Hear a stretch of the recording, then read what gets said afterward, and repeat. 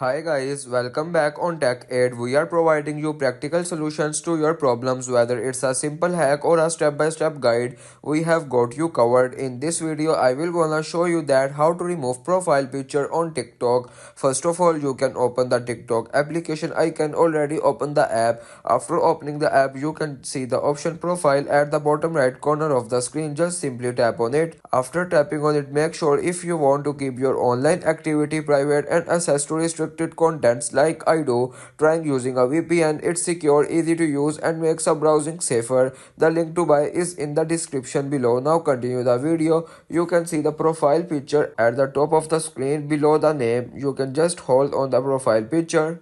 After holding on the profile picture, you can just simply tap on change photo. After tapping on change photo, you can change photo on TikTok. You cannot remove permanently profile picture on TikTok. If this tutorial helped, don't forget to like the video and subscribe for more practical solutions.